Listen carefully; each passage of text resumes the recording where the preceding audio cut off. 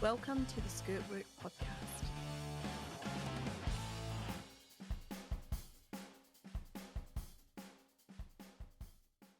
Welcome back to SkirtWork. And Lisa, what are we going to talk about today? Well, today I thought I'd talk about women in work, but not our work. I want to talk about some businesses and some women that we've come across over the years that are very much focused on supporting women in the workforce or women running their own small businesses. And much more interesting. Much more than us. Much more interesting than us, sadly. That's tragically true. Yes, tragically true. So, Manda, I think we'll start with the very first initiative that you and I came across. And I have to admit, you introduced me to this one, and it's Buy from the Bush. Mm-hmm. Do you want to give our listeners some background? As people know, growing up in central Western New South Wales, you are at the mercy of the elements, and a shocking drought in these last few years. And so I think that was started by a woman called Grace Brennan, and she is from Warren area, and she started a little website, or actually I think it was an Instagram account actually, which was just helping some online, just people to purchase online to help support not only the farmers were really struggling from the areas, but there's a lot of people that don't live on farms, that live in country towns, of course. And so these businesses, of course, there's no money in the town. So they were really struggling, and they didn't want them to close because they really offered, just being able to go in and buy a dress for women and that kind of thing. So not just that, but it just adds to the colour and movement of your local community. So this thing just took off. And so I stumbled across this, and of course I was very interested to see what they were doing. What I thought was fantastic, apart from the fact that these businesses were shipping out parcels left, right and centre, and Lisa and I certainly contributed a substantial amount to a lot of communities. I made sure I got the parcels delivered when other members of the household weren't around. But what was amazing, I think, that apart from just the financial benefit of this, which was just fantastic. In fact, I even only just read today that it was the second most searched for site in December 2019, and in a very short time they had huge amounts of followers, and all through Instagram. And look, I'm not on Facebook, but I assume through Facebook and all that kind of thing. And then, of course, there was a lot of media. And I think, if memory serves me, Grace Brennan had a baby in the middle of all of this, because as we know, women can do anything. And I am pretty sure I think she may have got an Australia gong, like an Order of Australia. I'm sure that's right. Anyway, what happened was, though, is that it introduced a lot of country life to city people. Now, people have an idea of what country life is. Well, it's a lot more cosmopolitan, and with it in the head is, people think, oh, back in the bush and that sort of thing, and all a bit backward. Well, it's not like that at all. And so all of a sudden, all these, if you like, boutiques or artists or all sorts of different things, I bought every different thing that I could imagine from these businesses. And what it did was that I know I said to a few friends, well, this is what I've been banging on about for years. Go out to Trangie and go out to Narromine. These are the areas that I know. They know Dubbo because it's a massive place. But all of these satellite towns that have got these thriving communities. Now, it's obviously you think, well, of course they do. But they could really see and of course this has just been ongoing, and it absolutely saved businesses, and it introduced city people to what country people. And then there's been a spin-off from Buy from the Bush, which is now called Stay in the Bush. So that is promoting a lot of different accommodation. So I jumped on that site. We were doing a bit of a road trip up to Queensland, that sort of thing. And then a few different places, some really fabulous, I might add, a fabulous looking Art Deco pub in Narrabri. So that sort of thing. So a lot, and people know about Airbnb, B&Bs, of course, but this really targeted on these particular smaller country communities. The thing I loved was it was really good to get introduced to small businesses who by nature produce high quality goods. Oh yes, very bespoke in a lot of And cases. Hand painted usually things. with in a really sustainable way. Yeah. So if Mm. there's some beautiful shirts and Mm. clothes, and they're made because they're made by people in the bush, they're made with natural fibers. Mm. Because that's what they wear because of the heat. So just glorious clothes. I remember in 2019 buying fudge from a small place up in Queensland, got it shipped down for Christmas. That was part of my Christmas presents Mhm. to family. I've bought books written by Beautifully illustrated. oh, books, yeah, Oh yes, I know the one that you bought your the, little boy. That was yeah, beautifully done. and we still Mm, read it to mm, this day. mm. But it not only helped these women and their families, the post offices, like the local post office, Which is normally just a tack on to the corner store in some places. that it meant that they needed to employ more staff to help, because it's just the volume of parcels that were being sent out or being processed through. So it had a real flow-on effect, and it was a fabulous initiative. And it does reflect, I think, some of the activities that women have always done in the country, like the Country Women's So CWA. CWA. Well, I mean, that the things, everyone thinks and they just bake cakes, but no. they bake cakes to fundraise. They fundraise to support their communities and support their families. Well, can I just interrupt there? So interestingly, CWA, when it was set up, Lisa, I mean, I grew up with this idea that these were the old ladies that make cakes and they'd be down at the cake stall down the street on a Saturday morning. It was actually set up as a separate piece of legislation because in the days it was set up, women couldn't own property, or you had to have a guarantor from a man. And it was actually set up to assist widows and women with children, and of course there was no any kind of government benefit to help support them.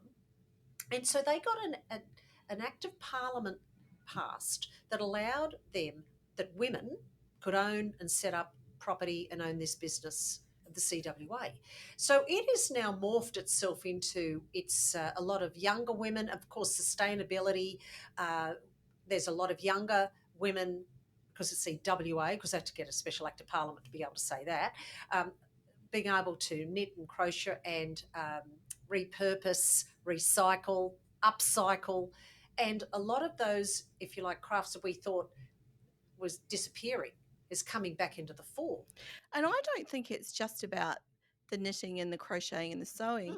It's about a sense of community. Oh yes, well that's what Men's Shed that we all know about is, if you like, a modern, if you want to call it that, iteration of what because they would see women sitting around, they might be knitting, but they're chatting or cooking and they're chatting at the same time. Yeah. Yeah. Particularly when you've got the isolation of, a lot of people in the country are very isolated. And the internet is, for all its problems, has assisted in connecting. Hence how we could actually order all of these things, Lisa, when Buy from the Bush was cracking on. And you're right, I bought every Mother's Day, Father's Day, Christmas, birthday, everything came through one of the businesses in Buy from the Bush. And we're going to put the details of Buy from the Bush, if people haven't heard of it before, on the bottom when people read this or watch it on YouTube. So we will be able to have that there for you. And I think people, listen, if you're a honey fan and you love honey, you've got to try buying honey direct from the source, because the taste is amazing. Well, and also I got I bought my mother tea towels that had corgis that obviously when the late Queen was still alive, and this woman had hand drawn all these corgis, and these things were just selling like crazy, and she had it in her kitchen. But it was just fantastic. It was just so beautifully done, and anyway, I was very proud to be able to, because I knew a lot of these little places where all of this was coming through, and yes, I did introduce Lisa to it, and I don't think her bank balance thanks me very much for that at all. No, my partner perhaps wishes that I hadn't been so introduced to it, but it was it's still running. If you've never had a look, please go and you can go to the website, Buy from the Bush. You can find them on Facebook. Yep. You can find them on Instagram. Yep. Go and have a look. Yeah. Right. So here's one that I want to talk about, which is a really lovely initiative, and it's called the Remote Op Shop Project. And I found them on Facebook. And what it is, it was set up by, I think it's same story. It'll be one woman. I couldn't find her name, so I apologize. But the whole premise of this project is that it gives people the opportunity. You've got unwanted clothes. What do you do with your unwanted clothes? You can give them to Vinnie's or Salvo's, great option. You can go and stick them in one of those bins that just seem to be piled up with rubbish at your shopping centre. You can do all sorts of things. Please don't put clothing into hard rubbish. Yes. But what this allows you to do is to put them into a 5 kg Post satchel and post it to a remote Aboriginal community in Australia. You know, you can choose which area or which project that you're willing to support, but the whole idea about it is that there will be an op shop run by women in these small Aboriginal communities, and they will get these clothes and they will sell them, and then the funds that they get from selling them is used directly fund and support Aboriginal women setting up their own businesses. So I love it because, you know, we have issues around closing the gap, and I think there are lots of people who go, I wish I could do more to support our First Nations people directly, and know that it's going to the right place and it's not getting stuck in bureaucracy. And this is one way of doing it, because a lot of us buy too many clothes. I know. And also the fast fashion. Yeah. Dare I say, from from a very large Asian country, shall we say, it's just landfill. Yeah. Unfortunately, they do say that they can't take clothes from Shein and Temu because the fabric is not appropriate for the hottest parts of our country. Probably you wouldn't want to stand near a naked flame. Well, you just wouldn't want to stand in the sun. Yes, in some of these fabrics, right. But they often request quite conservative dresses. So if you've got the kind of stuff I wear, Manda, the boho, the free-flowing dresses. Well, you need free-flowing in those temperatures. Because of the heat, right? You don't want to be 100%. Constricted. They look for children's clothes. They'll put out call-outs for shoes, sporting equipment. They do this amazing initiative where they put every year a call-out for evening dresses for the young girls to make their debut. Well, their proms. Yeah. Their end of year. It's called Make Your Debut in my day. Yes. In the country. Back in the days. Make Your Debut. But their end of year proms and stuff. Yeah. And so they get this opportunity to get all dressed up.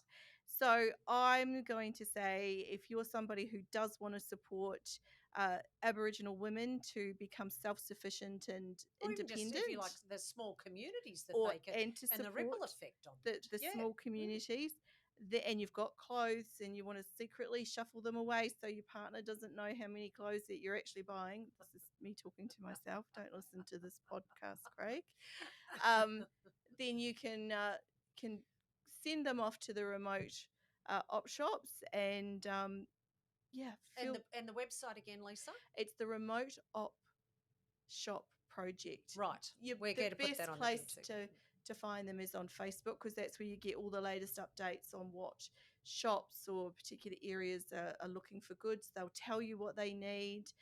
There's lots of people on there that say, look, I've got this. Is anyone interested in it? And op shops will put their hands up and go, oh, that would be fabulous. Yes, great. So go and check it out. Oh, I think that's great.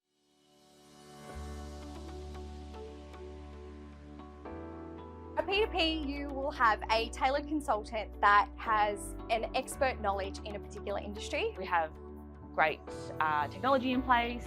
We have a really great relationships with lots of different clients and a lot of candidates in the market. We have specialist consultants within the team. Internationally recognised, so there is an opportunity to collaborate with many different branches. But from a proactive perspective, we are able to answer clients' needs. I'm really proud of what we stand for and how we operate. We always operate with integrity, professionalism, and we really pride ourselves on providing the best service to our clients.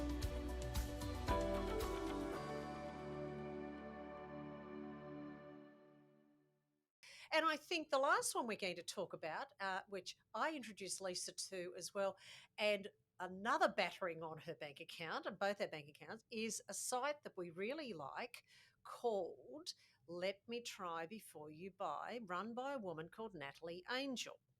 Now, what Lisa and I like about this is that she's a self-made woman again, of course, lives in northern Queensland, and she has a site where she has got tries on all these clothes from smaller labels. She does sometimes do the very big department stores, that kind of thing, because she's quite the stylist of what she does. But generally speaking, has introduced Lisa and I to a wealth of boutiques and places to buy clothes that are a little bit different, that you won't see yourself coming, and supporting local business. And predominantly they're all run by women, some in Queensland, some in southern New South Wales, some South Australia, all over the place.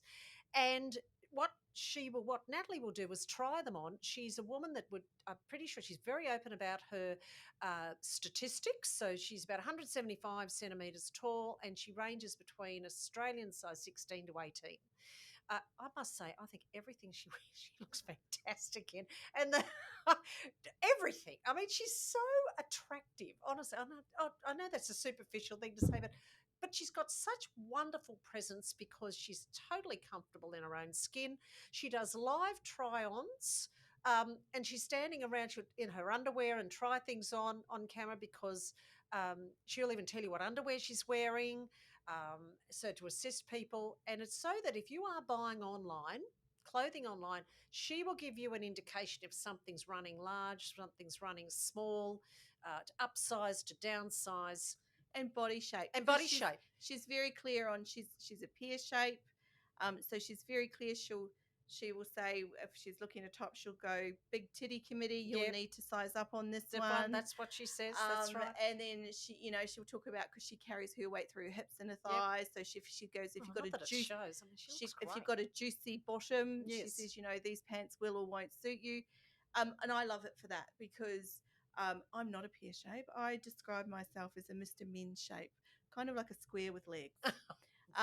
But through Natalie, and despite the fact that we have very different body shapes, she positively promotes clothes across all sorts of, and small, short, fat, tall, big boobed, little boob, big bummed, little bummed. If you like colour, she's a big fan of tucking. I struggle a little bit with the tucking, being a square. But she's introduced me to some well, look, the other thing too, Lisa, is that not only our body shapes are completely different, but what we look at and how we dress is completely, predominantly quite different to each other. But it caters for all of that. And I know she has members of parliament that follow her, because I've seen that they follow her. She's probably got, what does she have, a couple of 100,000 people following her on Instagram? Predominantly she's Instagram. That's how I see her anyway. And the only reason I clicked into this is the old algorithms suggested something. Normally they do more harm than good. But this was very interesting, because somebody I had followed, they said, you might like this based on what I was looking at. And boy, did I like it, because I have, and she does get and she's quite open. She'll get a cut for promoting certain boutiques. But I tell you what, I would never have known they existed if it wasn't for her. Oh, and she's very honest. They may pay her to actually try their clothes. Well, she's got to have integrity when she's But if she gets them on and she thinks the sizing's off, she's going to say the sizing's not right. Or she'll think it's a bit gappy under the arms, that kind of thing. And so it's helped. I mean, it's just, she'll say, look, you'll need to downsize on this because the arms are this way or that way. She'll do corporate clothes. She'll do a whole segment on underwear. She does. And swimwear. And so she's really assisting. She does, because she's got lovely olive skin, and she always says that she goes very, very dark in the sun. But I mean, she's just got lovely skin that goes with it. And then she does makeup tutorials. I don't follow those probably quite as much. Or she'll have something new that someone will ask, gee, your hair's looking good. And she'll say, oh, well, I'm using this now for my hair. So she's not being paid for the promotion. She says, well, and this gives her the integrity that people then really enjoy how candid she is. The other thing I love about her, and it is a bit selfish, is she really is aimed at a woman age 40 and above. Now, Yeah. I'm sure she's got lots of followers who are younger than 40, don't get me wrong, Mm. but she's dressing herself and Mm. she's a woman in her 40s now.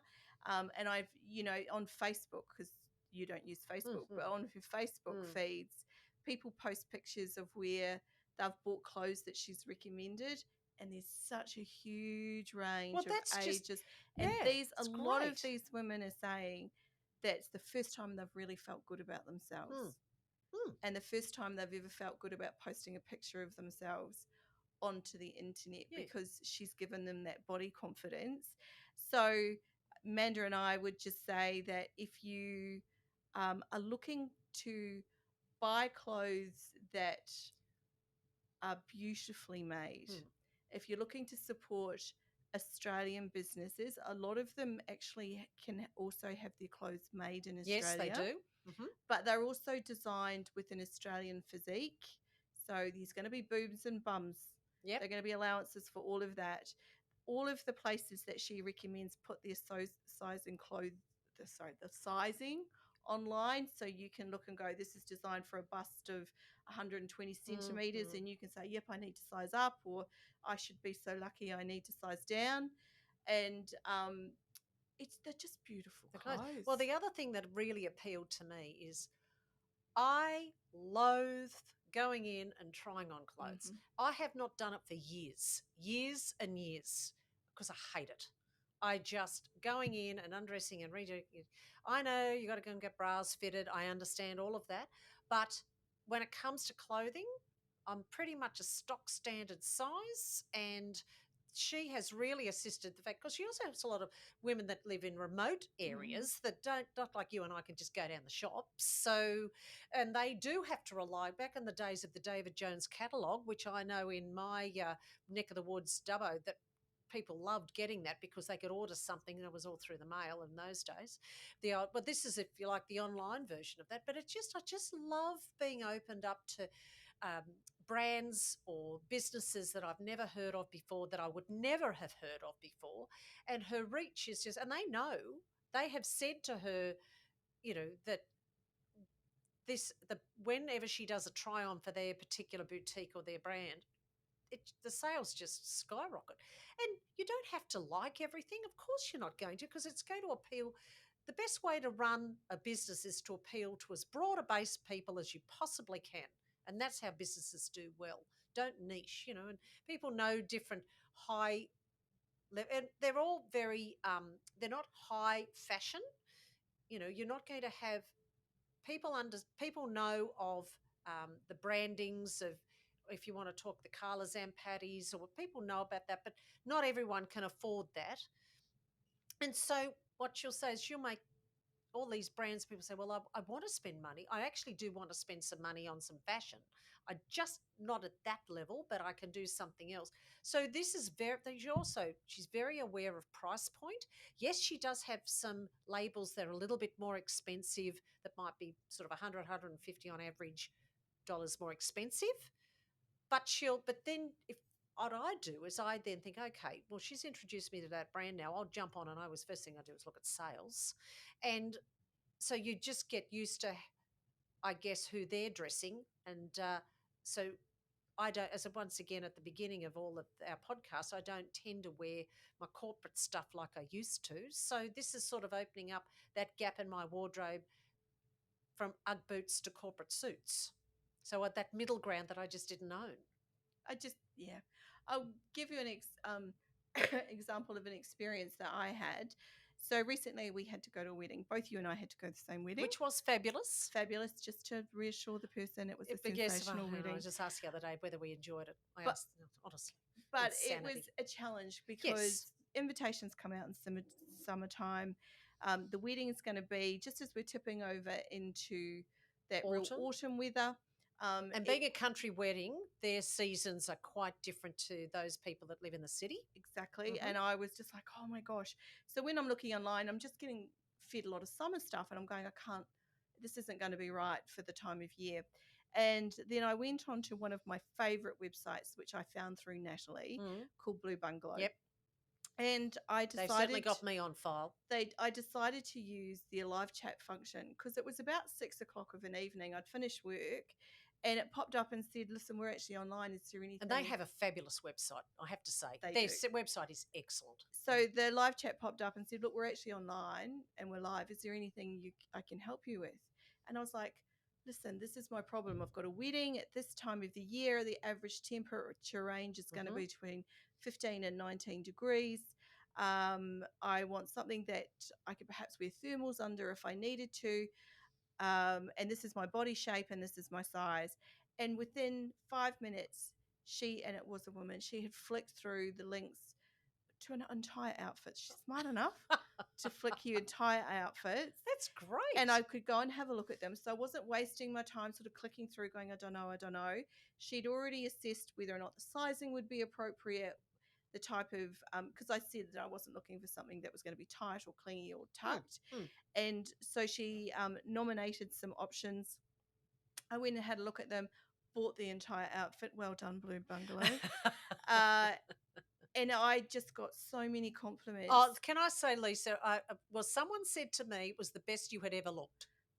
Well, that's a bit disturbing. No, it was but you looked sensational. It was a beautiful outfit.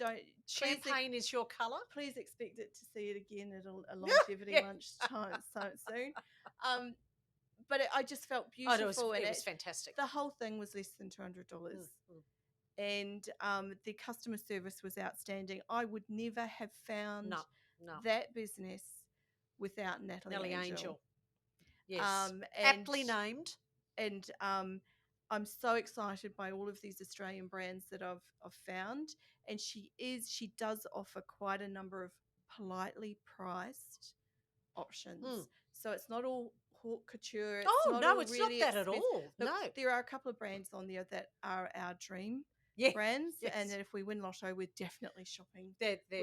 Some of them, but that's what I like about it. I mean, I think she did on the other end of the scale, she did a session on stuff she'd bought herself, and how she styled it, and I think there was Target was involved, and I mean there was a few comments. I mean, amazing people only criticising. I thought you weren't going to do big brands, but she said I do get a lot of requests if somebody does buy from these big. So she doesn't do it all the time, but I mean she's catering for. Once again, I think if you don't like it, don't follow it. Do you know one of the brands that she promotes, and you're going to remember the name because it's completely popped out of my menopausal brain, but this woman will customize the outfits for free. So if Natalie, I know the one. Yes, she tries on the outfit. If she needs to, if you're shorter and you need it to be shorter in the legs, if you're broader in the middle, you can put a request in online. They will get all your measurements. They'll talk to you. They'll customize the outfit for free and send it to you. And beautiful clothes and politely priced. That's politely. I like that expression, Lisa. I haven't heard that before. But once again, they're all Australian. Blue Bungalow is up in the Brisbane area. It's Queensland. Another one we really like is Bird's Nest, which is at Cooma. Down. I mean, they're not the only ones, but gosh, we have really bought quite a few different things. You know, I know I actually had another parcel arrive yesterday. Shh. Look, but my courier knows my name. Yeah. The worst thing is he also delivers parcels to my partner's workplace. Yeah. And they'll have a conversation around how many parcels I've had delivered that's right. today. But we are supporting Australian women's business in Australia. The economy would stop without us. But the beauty thing is that you know that they're very well priced, they're very well made, and you are supporting Australian business. So we've got our 3 today will be Buy from the Bush, Remote Op Shop Project, and Let Me Try Before You Buy. And we thank all those women that set those up from the bottom of our wallets. Yep, from the bottom of my credit card bill every month. Thank you so much. And on that sartorial note, we will say goodbye for now. See you next time. Bye. And of course, if you would like to listen to the SkirtWork podcast, you can find us anywhere where you get your podcasts. And you can also watch us on YouTube, heaven forbid. Lisa and I would much prefer this to be audio, but no, we're being videoed as well. So please subscribe send us a comment. We would love to hear from you.